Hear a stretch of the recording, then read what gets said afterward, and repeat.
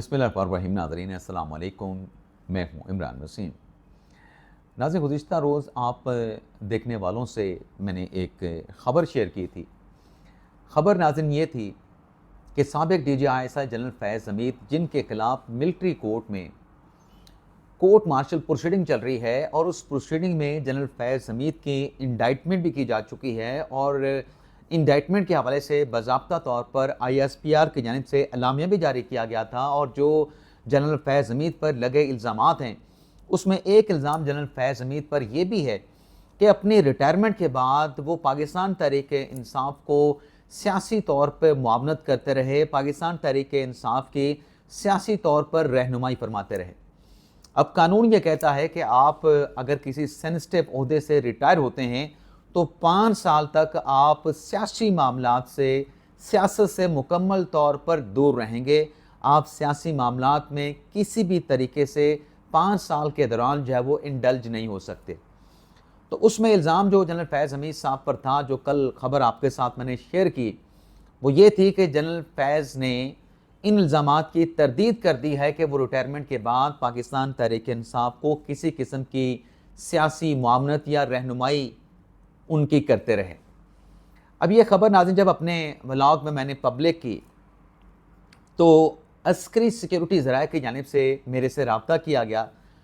इस रब्ते में अंसार अब्बासी साहब की इस ख़बर के हवाले से कि जनरल फैज़ हमीद ने तरदीद कर दी है, मुझसे क्या कहा गया, एक तो ये आपको बताएंगे और फिर उनकी बातें या उनका मौक़िफ़ सुनने के बाद मेरा क्या जवाब था, ये डिटेल भी आपके साथ हम शेयर करेंगे। और कुछ दीगर ख़बरें भी हैं जिनकी हेडलाइन, जिनके टाइटल थंबनेल पे आप नाज़रीन ने पढ़े हैं, उनकी तफसीलात भी व्लॉग में आप देखने वालों के साथ शेयर करेंगे। तो पहली ख़बर से नाज़रीन गुफ्तगू का आगाज़ करते हैं।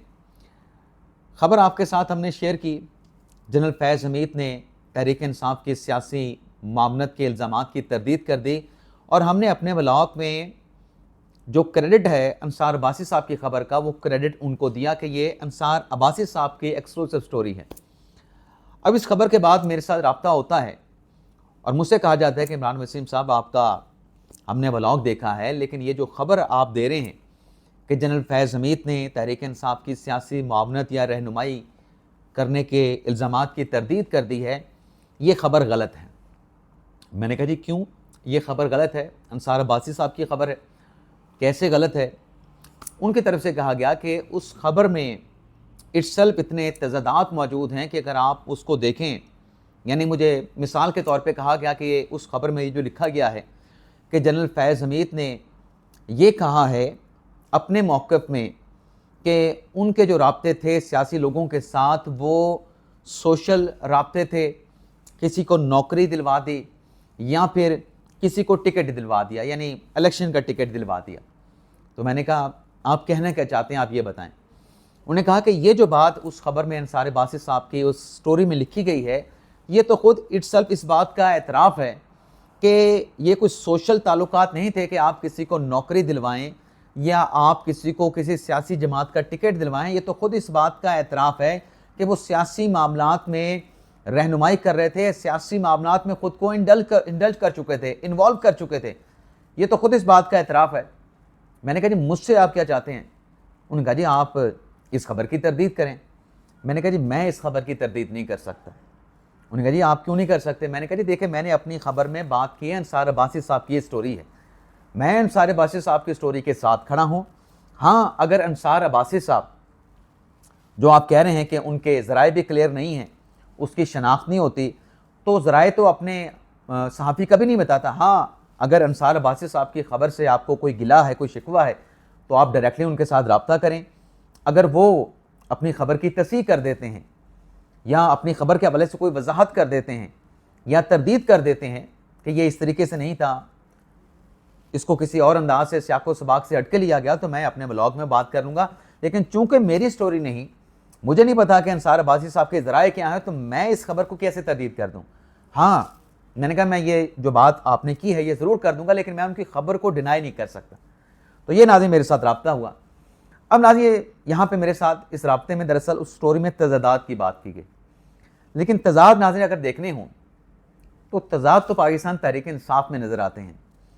3 दिन पहले जिन मुज़ाकरात की बात चल रही थी और तहरीक इंसाफ खुश थे कि हम मुज़ाकरात करने जा रहे हैं, और इमरान खान ने भी हमें बड़ा खुला मैंडेट दे दिया है। असद कैसर साहब ने कहा, उमर अयूब साहब ने कहा, सलमान राजा साहब ने कहा। उसके बाद जब खान साहब का वो कल परसों वाला ट्वीट सामने आया कि बाहर तो बड़ा गुडी गुडी चल रहा है, बड़े अच्छा माहौल चल रहा है कि जैसे कुछ हुआ ही नहीं, उसके बाद तहरीक इंसाफ के रहनुमाओं के तेवर बदल गए। आप कल के बयानात निकाल के देखें, हमने कल भी अपने व्लॉग में बात की थी, चाहे गंडापुर का निकाल के देखें, चाहे आप अली जफ़र साहब का निकाल के देखें, असद कैसर साहब का निकाल के देखें, या पीटीआई के और जो प्रोमिनेंट रहनुमा उनके बयानात निकाल के देखें, उसमें अब वो कोई और ही बात कर रहे हैं कि हमने तो सिविल नाफरमानी की कॉल देनी है, पहले हमारे मुतालबात मानो फिर हम मुज़ाकरात करेंगे। लेकिन आज नाज़रीन जो तज़ाद की हम बात कर रहे हैं कि ये होते हैं तज़ाद। आज बैरिस्टर गौहर अली खान साहब ने क्या कहा है?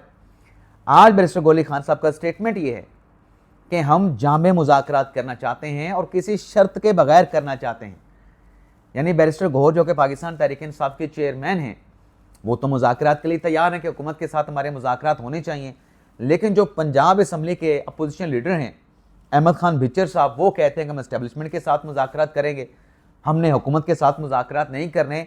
तो ये जो तज़ादात पाकिस्तान तहरीक इंसाफ के रहनुमाओं में नज़र आते हैं, उनके बयानात में हम उसकी निशानदेही करते हैं, तो बजाय इसके कि हमें कहा जाए कि इमरान साहब आप ऐसा क्यों करते हैं, तो बेहतर ये होगा पाकिस्तान तहरीक इंसाफ के लिए कि वो ऐसा करे कि अपनी पार्टी का इजलास बुला ले और अपनी पार्टी के इजलास में बुला के जो नामवर शख्सियात हैं पीटीआई की, या जो पीटीआई के जो क़यादत है इमरान खान साहब के बाद जो बाहर मौजूद है, जिनके पास ज़्यादा नहीं कोई थोड़ा बहुत फैसला साजी का अख्तियार ही है, वो आपस में बैठ लें, आपस में बैठ के तय कर ले कि हमने क्या करना है, हुकूमत के साथ मुज़ाकरात करने हैं या हुकूमत के साथ मुज़ाकरात नहीं करने हैं। एक तो ये तय कर लें।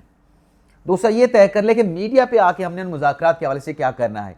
क्या हम मुज़ाकरात के लिए तैयार हैं? क्या हम मशरूत मुज़ाकरात करेंगे? क्या हम गैर मशरूत मुज़ाकरात करेंगे? क्या तहरीक इंसाफ इस्टेब्लिशमेंट के साथ मुज़ाकरात करेगी? क्या तहरीक इंसाफ हुकूमत के साथ मुज़ाकरात करेगी? बैठ के एक मरतबा तय कर लें। क्यों लोगों को जो है वो आपने मुश्किल में डाला हुआ है, एक कोई और बयान देता है, दूसरा बंदा कोई और बयान देता है।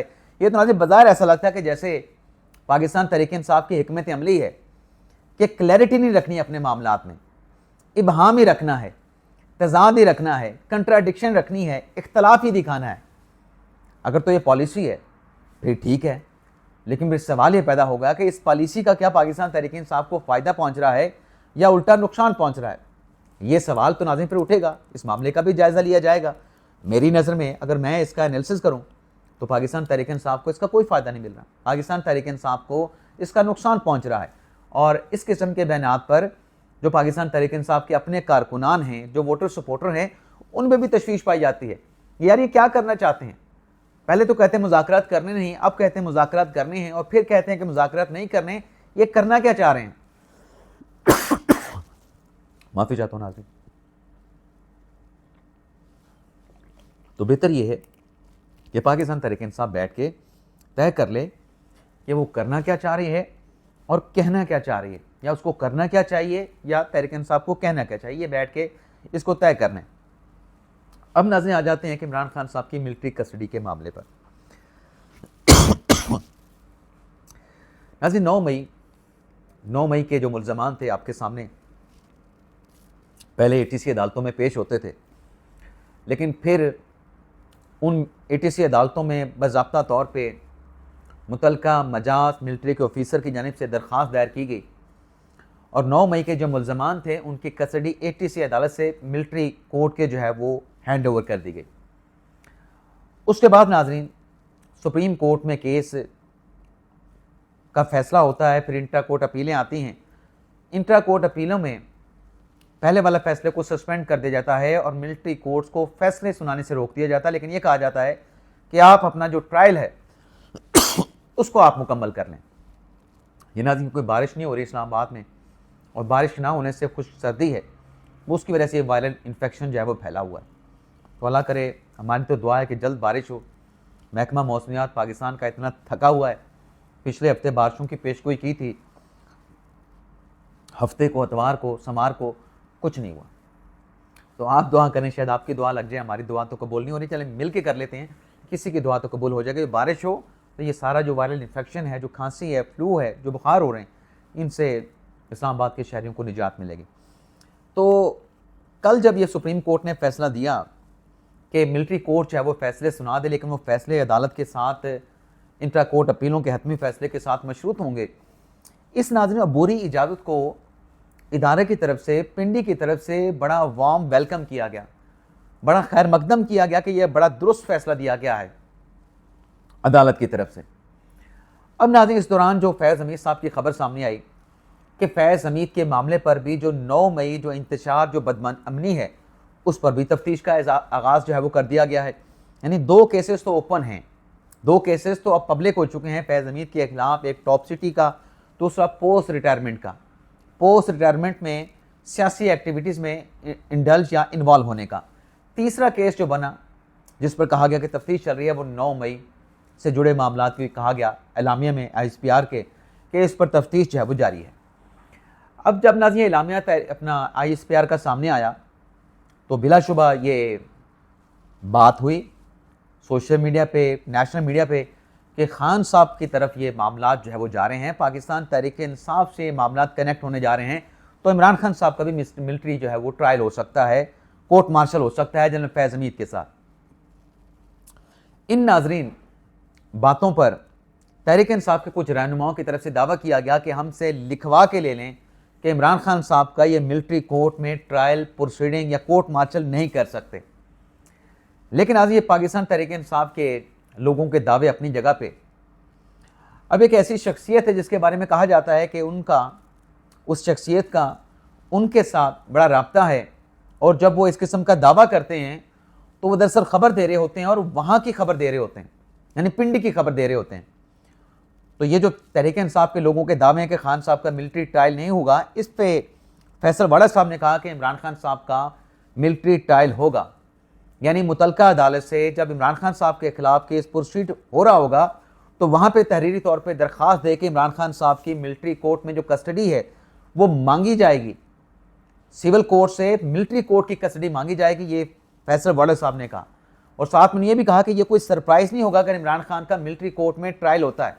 और साथ में उन्होंने ये भी कहा कि साबिक DGI जनरल फैज़ हमीद ने शवाहिद दे दिए हैं, वो शवाहिद दे चुके हैं। अब उनकी बात से अंदाज़ा होता है कि ये शायद फैज़ हमीद साहब ने इमरान खान के ख़िलाफ़ कुछ दस्तावेज़ात दी हैं या शवाहिद दिए हैं या कोई एतराफ़ी बयान दिया है जो इमरान खान को इस केस में जो है वो खींच लाएगा। लेकिन साथ में नाज़रीन फैसल वाड़ा साहब ने यह भी दावा किया है कि 9 मई के अलावा भी बहुत कुछ है। यानी वो ये कहते हैं कि 9 मई के अलावा भी कुछ ऐसी चीज़ें हैं जब वो सामने आएंगी इमरान खान के पाँव तले से ज़मीन निकल जाएगी। वो कहते हैं कि आइंदा आने वाले दिनों में जो अरशद शरीफ कत्ल का केस है उसमें बड़े इंकशाफात होंगे, साफ़ी अरशद शरीफ के कत्ल के केस में बड़े इंकशाफात होने वाले हैं, और जो वज़ीराबाद में इमरान खान साहब पे हमला हुआ उसमें भी बड़े इंकशाफात होंगे। यानी वो चीज़ें, वो डिटेल्स, वो बातें सामने आएंगी जो तहलका खेज़ होंगी, जो सुनने वाले को, पाकिस्तान तहरीक इंसाफ को, इमरान खान को और सुनने वालों को हैरान करके रख देंगी। तो नाज़रीन ये चीज़ें भी उन्होंने सपोर्ट की हैं। लेकिन नाज़रीन एक और चीज़ भी है, जहां तहरीक इंसाफ के लोग ये कह रहे हैं कि इमरान खान साहब का मिलिट्री कोर्ट में ट्रायल नहीं हो सकता, वहीं तहरीक इंसाफ के रहनुमा तर्जुमान KP हुकूमत बैरिस्टर सैफ साहब ने भी एक दावा किया है। और बैरिस्टर सैफ साहब का नाज़रीन दावा ये है कि ऐवान सदर में शहबाज शरीफ को वज़ारत उज़्मा से हटाने और बिलावल भुट्टो ज़रदारी को नया वज़ीर-ए-आज़म बनाने के हवाले से मुशावरत चल रही है, वहाँ पे इजलास बुलाए जा रहे हैं। अब अगर पीपल्स पार्टी, अगर बैरिस्टर सैफ साहब की इस बात को लेकर चलें, पीपल्स पार्टी अगर बिलावल ज़रदारी साहब को वज़ीर-ए-आज़म बनवाना चाहती है और नून लीग का साथ छोड़ के उनके वज़ीर-ए-आज़म को हटा के अपना वज़ीर-ए-आज़म बिलावल ज़रदारी को लाना चाहते हैं, तो नून लीग तो फिर साथ नहीं देगी। फिर तो पाकिस्तान पीपल्स पार्टी को तहरीक इंसाफ का साथ चाहिए होगा। तो ये इस किस्म का दावा करने के साथ बेहतर ये होता, ये जो बैरिस्टर सैफ साहब बात कर रहे हैं कि ऐवान सदर में मुशावरत चल रही है कि शहबाज को हटा के बिलावल को वज़ीर-ए-आज़म की कुर्सी पर बिठाया जाए, तो आप खबर ये दें कि 8 फरवरी 2024 के इलेक्शन के बाद तो पीपल्स पार्टी ने तो आपके साथ रब्ता किया था कि पीपल्स पार्टी तहरीक इंसाफ के साथ मिल के हुकूमत बनाने के लिए तैयार है। अब अगर आप ये दावा कर रहे हैं, बैरिस्टर सैफ साहब ये कह रहे हैं, ये पेशगोई कर रहे हैं, ये दावा कर रहे हैं, तो बता दें क्या तहरीक इंसाफ के साथ पीपल्स पार्टी ने कोई रब्ता किया है? कि आप हमें सपोर्ट करें तो शहबाज को उतार के उनके खिलाफ अदम की तहरीक ला के हम बिलावल भुट्टो ज़रदारी को वज़ीर आज़म बनवाना चाहते हैं, क्या कोई रब्ता किया? ये खबर दें। ये जो खबर है ना बैरिस्टर साहब साहब की कि शहबाज को हटाने के लिए और बिलावल को लाने के लिए इजलास ऐवान सदर में मुशावरत चल रही है, ये नाज़रीन सिर्फ करना कि शोशा छोड़ना, ये सिर्फ शोशा छोड़ा गया है। हाँ, अलबत्ता ये ज़रूर है कि मौलाना के साथ कहीं ना कहीं हुकूमत के मामलात चल रहे हैं और शायद फ़ाइनल भी हो चुके हैं या फ़ाइनल होने के करीब हैं। जो मदरसा रजिस्ट्रेशन का बिल है, तो उस सिलसिले में डेवलपमेंट ये हुई है कि वज़ीर आज़म शहबाज शरीफ साहब ने एडवाइस कर दिया है सदर पाकिस्तान आसिफ अली ज़रदारी साहब को कि 17 दिसंबर को पार्लियामेंट का मुश्तरका इजलास बुलाया जाए और उस पार्लियामेंट के मुश्तरका इजलास में ये जो मदारस के रजिस्ट्रेशन वाला बिल है उसको पेश किए जाने का इम्कान जो है वो जाहिर किया जा रहा है। ये खबरें चल रही हैं नाज़रीन। इजाज़त चाहते हैं नाज़रीन, अल्लाह हाफ़िज़।